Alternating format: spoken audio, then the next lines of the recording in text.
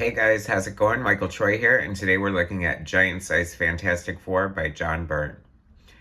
Alright guys, I'm super geek for this one today. This one is really cool.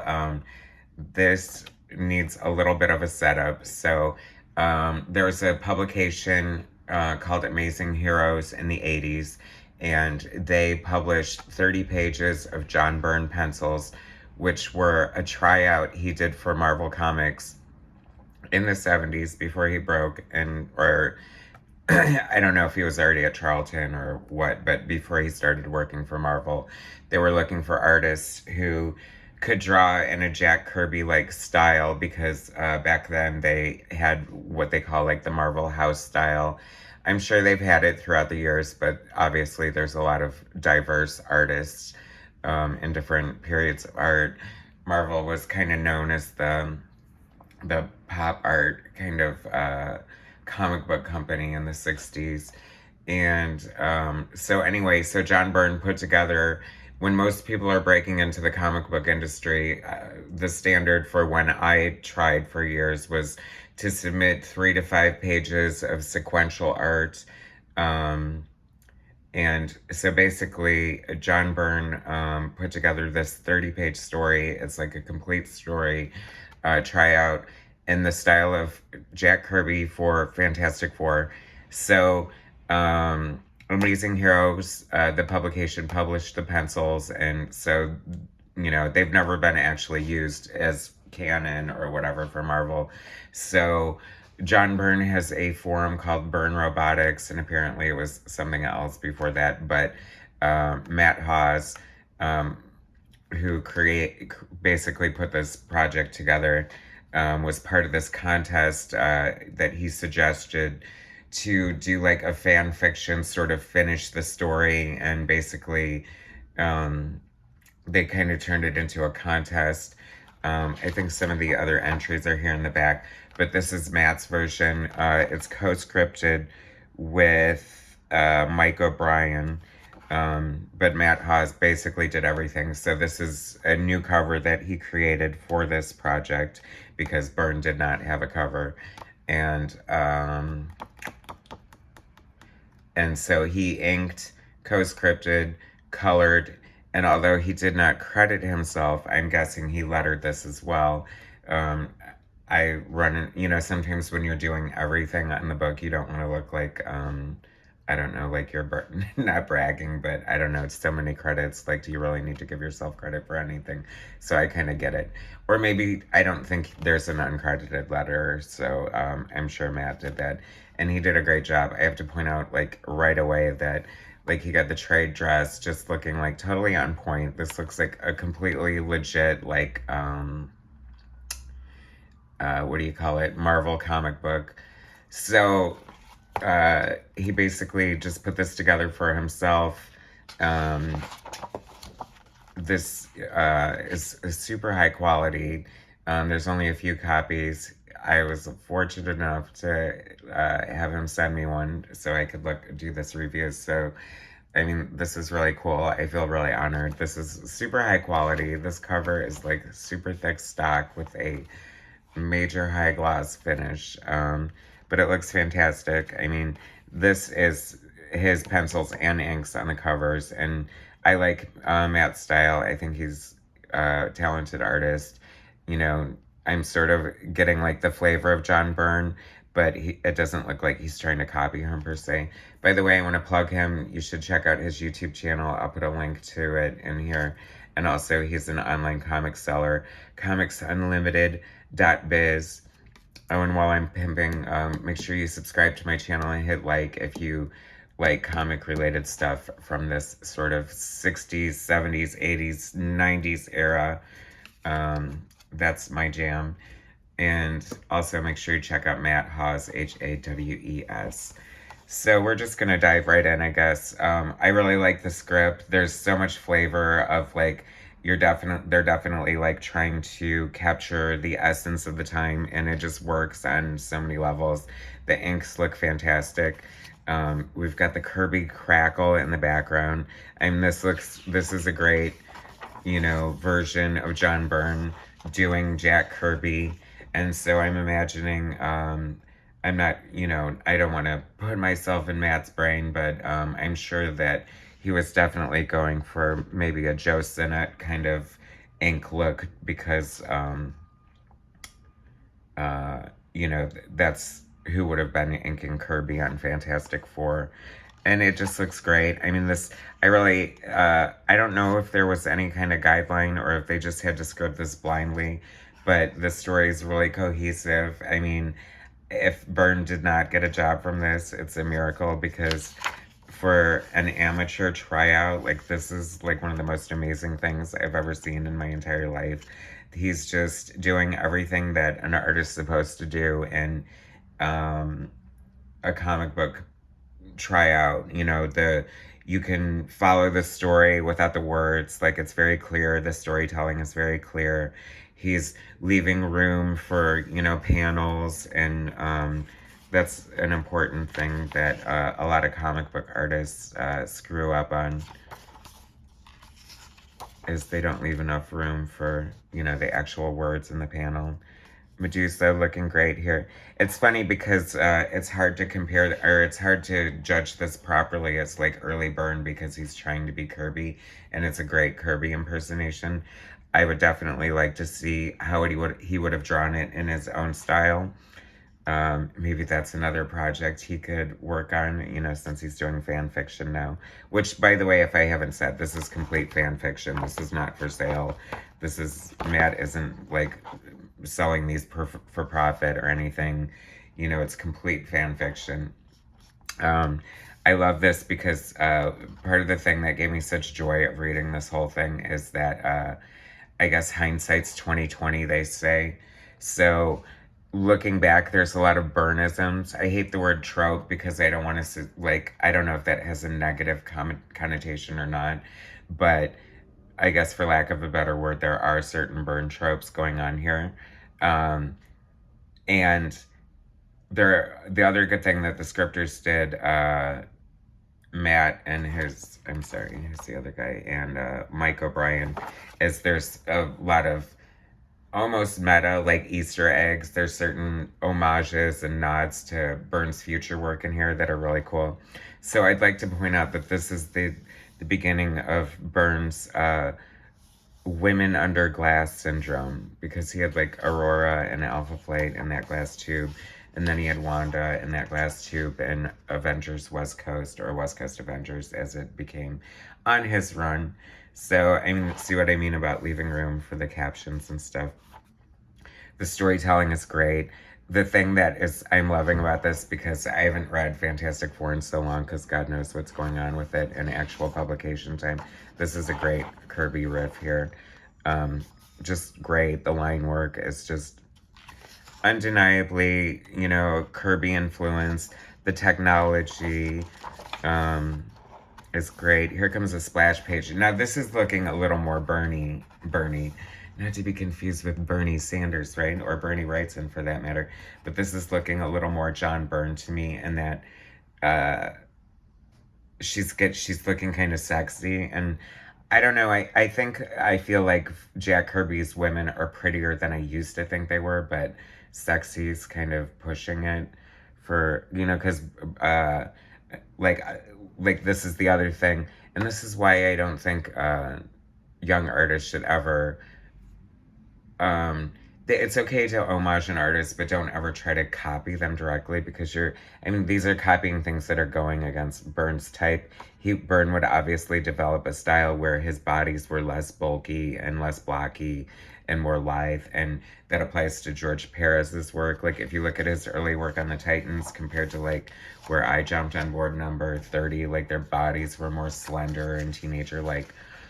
But, the big blocky bodies is definitely a, what do you call it? A Kirby thing. But hey, Kirby's Kirby. Kirby's king. I love Kirby's art. That's not knocking it. It's just a style. This face is looking very John Byrne to me too. Like an early Byrne. This is cracking me up, by the way. As per Matt's notes, this is, reflecting the time in history of the Fantastic Four that Byrne would have been doing this tryout. And apparently, I don't know the full backstory, but Johnny wore a red costume like that for a while, and it just seems a little bizarre choice because, I mean, he goes from that to that, so what the hell's the difference? Speaking of choices, it's an interesting choice that the Thing is grabbing Johnny by the shuttles here and putting him in the back seat when completely unnecessary. But hey, you know, they're always paying jokes on each other. So if they're going to grab each other's boys, I guess, hey, you know, that's like a sport, macho bonding kind of fraternity thing, right, guys? Boy, anyway, I'm gonna keep going and look, flame on, so we're getting all the, like, appropriate dialogue and all the little things that I need here.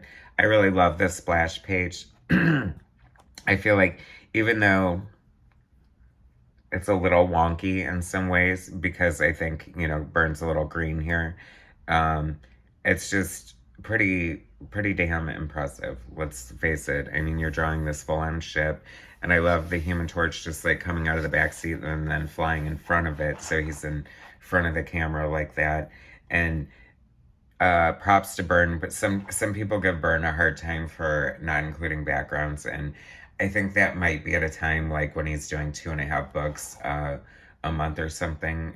He might cut corners or something, but other than that, he's always on point with his backgrounds, and you just have to hand it to, like, this shows somebody just like trying to cross every T and dot every I, because you know, there's full backgrounds, there's action, there's different camera angles, there's perspective. I mean, for a newbie artist to like even try this down shot and just have it look so clear like that, I mean, this is why Byrne is the legend that he is. I mean, even as green as all this stuff is, it's like, it's all here. There's no doubt, like, his talent and what he became. And also, I like to give further props to Matt for the inking and the coloring job. I like it's very complimentary to Byrne's work. And I did an episode covering the pencils that Byrne supplied for Amazing Heroes, so I'll leave a link to that in the description too, in case you guys want to see the original pencils and compare them to these beautiful finished inks and colors. Here's something fun, and this obviously is something from history, but this is how, like, what why Byrne has such like meticulously thought out details sometimes in his referencing, you know, the past. So it says here that the Human Torch hasn't tried this trick where he creates flame duplicates of himself. Now that must be like seriously old school, because I really don't remember anything like that. And I want to say that I don't think that Byrne used that trick in his run. Please correct me if I'm wrong, put it in the comments, because it does seem a little bit of a hokey thing, but I love it. I think it's so cool. I love his powers being so utilized in different ways. The reason I'm going back is because I want to point out how much this sort of reminds me of Frankie Ray before she became Nova, and she was sort of like the female Human Torch. So I'm wondering if that was like Byrne sort of, you know, pulling this story out of the drawer and sort of dusting off an old idea and putting it to good use. I love it. Reed came up with this bubble to put her into, suck away enough oxygen to sap her powers, but not enough to kill her. Isn't that thoughtful? And these are very fun, like, buildings. That kind of looks even beyond, like, what Kirby would do, but don't quote me on that either. I just love it. That looks very Kirby. This is, like, a really fun book. I mean, I just love the thought and the dedication. I mean, this is just fan fiction, you guys. So, I mean, it just shows what a great love that people have of John Byrne's art, that you would want to take the time to, you know, finish this. And I mean, hell, I might take a crack at inking one of the pages. I mean, it's fun. It's really fun. I mean, this is so cool. I mean, what a great splash page there. That is like straight out of like Byrne Fantastic, or not Byrne, but like Kirby Fantastic Four. Like, it reminds me of the Black Panther issue I just looked at not too long ago. But that is like total Kirby technology. And it makes me wonder if Byrne is just that good. I mean, he must have had a thick stack of Kirby books next to his drawing board to do that. Oh yeah, I wanted to point out some of the meta references. So in this caption it says, the next evolutionary step, searching for the next men in the evolution of humanity. And of course, we all know that John Byrne would go on to do the next men. And then in the backup stories of the next men, there was a story called Behold, Mark IV, and Look into the Face of the Future. There was that Mark IV book. Remember that story? So I love that. I thought that was cool. Totally picked up on that little Easter egg. And this is just a fun story of like this doppelganger crystal from a different universe. And hello, we got, you can tell this is the 70s. Johnny's wearing bell bottoms, and I love that. So this, I guess this could just be my mind. I don't know. But anyway, comic artists are famous for using household objects as models if they don't know how to draw something or they need reference. And I'm just wondering what household object that was, because anyway. But so that's the story, and it ends like so cool. This could be, once again, another Kirby page. And it just, I love it because the story was fun and entertaining and just high quality, and the end just kind of packs an emotional wallop. Spoilers, since you guys are never going to see this unless Matt has it online, and then you can go find it online. Or, it could be on Byrne Robotics, the finished. If it is, I suggest heading on over there to read it. If not, head over to Byrne Robotics anyway. That's John Byrne's website, and he has free X-Men fan fiction, and I cover those as well. I'll try to remember to put a link in the description. But anyway, so I love the Human Torch. He's one of my favorite characters. Of course, I'm partial to blonde superheroes, but what can I say? But he's so happy-go-lucky and so great. But some seriously screwed up things happen to him sometimes. And it says, oh, and I didn't get a chance to do Ben's voice, so bear with me. So, what do you mean, Ben? All of us get tough breaks, Medusa. A fella with a mug like mine knows that better than anyone. But the kiddo, Johnny boy, is the only guy to ever have lost the same girl twice on 2 different worlds. I don't know where I went with that accent at the end, but I mean, that was like great. I mean, this is the best issue of the Fantastic Four I've read since John Byrne's run. So here's some of the, I guess part of the problem was when they were online, the resolution was too low to print, and these are some of the other, like the original submissions or whatever to the contest. And the finished project that we just looked through is, I feel, by far the best version of it. So that is so freaking cool. I love this. This is so good. Thank you, Matt, so much for letting me have this. I think it's so cool, and like I'm so proud to own it, and I'm proud of you because you're like an amazing artist and kind of nuts. Like, what kind of person would put this much time into a fan fiction? But hey, that shows how dedicated our fake comic fans are, comic artists are, and I'm really happy I got to share this with you today. Don't forget to look up Matt Hawes, and this has been Giant Size Fantastic Four #1, an imaginary one, and for only 35 cents. What a bargain.